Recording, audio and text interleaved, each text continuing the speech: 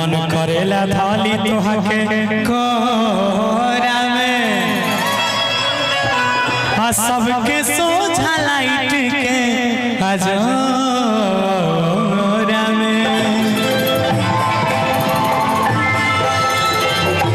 अरे की तोहरे पे पागल बा सारा जमाना अरे कातना के भेज देलू थाना कि सुना कि जवन भी चाहता तहरा के टच करे ओकरा के करेलू माना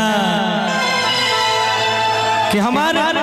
बात तू सुन ला तारा पीछे देखो पूरा जमाना पागल बा लेकिन तू सबके मना करत रू से तारा कौन मरद पसंद बा जे हमनी के मना करत रू। हाँ तो सुनी ना सुनाई ना कि अभी बने हम काचे कुंवर राजा जी कि अभी बने हम काचे कुंवर राजा जी ए हो ता हमके मरद चाहिए भूमिहार राजा जी हमके मरद चाहिए भूमिहार राजा जी हमके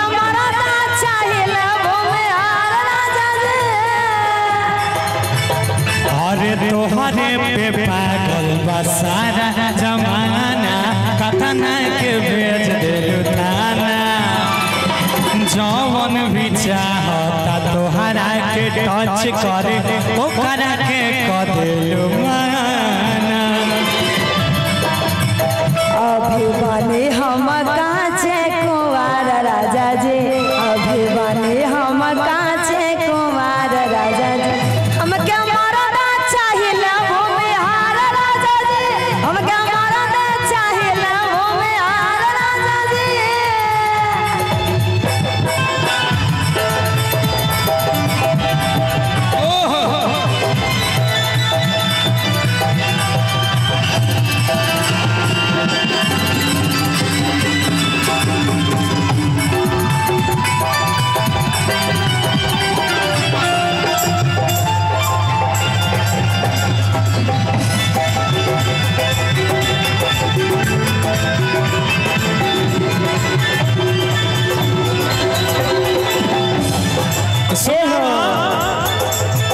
कतना नहीं हम बबर से रौन गया के सब फेर अच्छा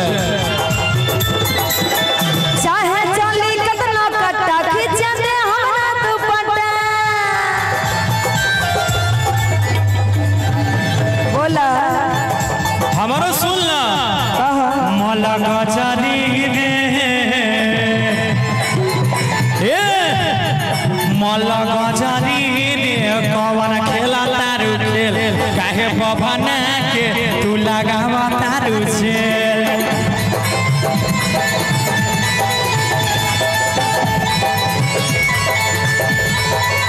सुना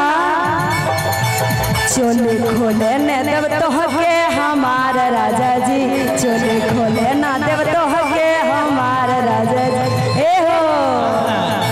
हमके मरद चाहिए भूमिहार राजा जी हमके मरद चाहिए भूमिहार राजा जी हमके मरद चाहिए भूमिहार राजा जी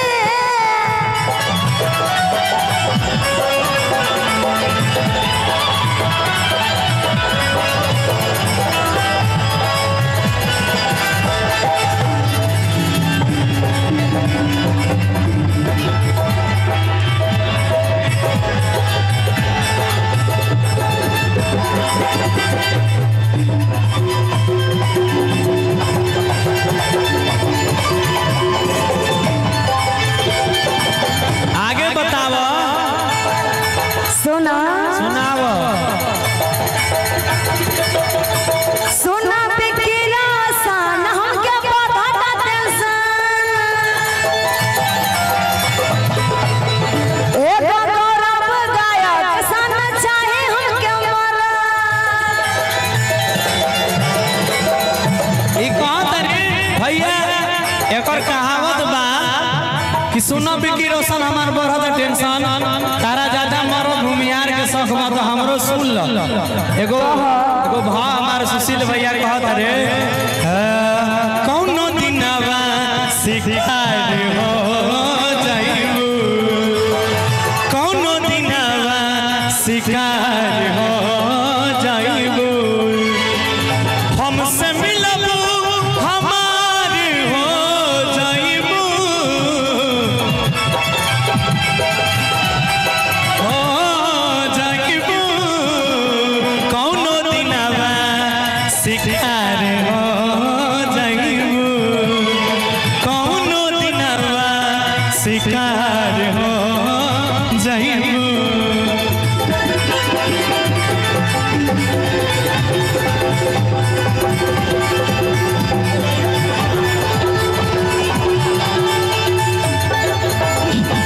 सुना वैसे तोहके न बनाइब भतार राजा जी, वैसे तोहके न बनाइब भतार राजा जी, हम क्या मरना चाहिए वो में हार राजा जी, हम क्या मरना चाहिए वो में हार राजा जी, हम क्या मरना चाहिए वो में हार, हम क्या मरना चाहिए वो में हार राजा जी, हम क्या मरना चाहिए वो, हम क्या मरना चाहिए वो में हार राजा जी।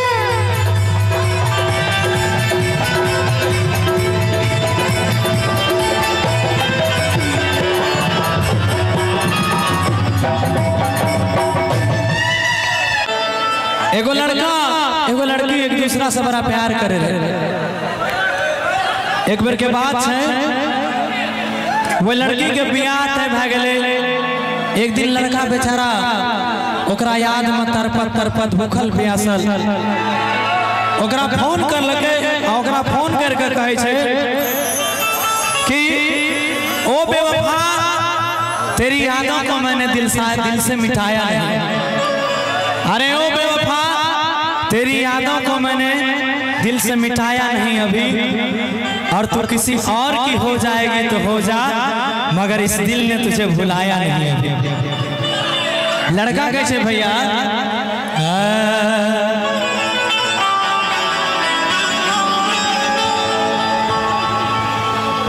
जी हर जगह जहाँ जहाँ जाए छे लगभग गावे छे बड़ा, और इस गाने को हम ओरिजिनल में भी हम दोनों ने गाया है। मोनाविक म्यूजिक पर रिलीज है गाना तोरे हम कनिया बने थी और पगली राती से जाता मार, बड़ा सुंदर गीत है और एक सैड सॉन्ग है, बड़ा प्यारा गीत है।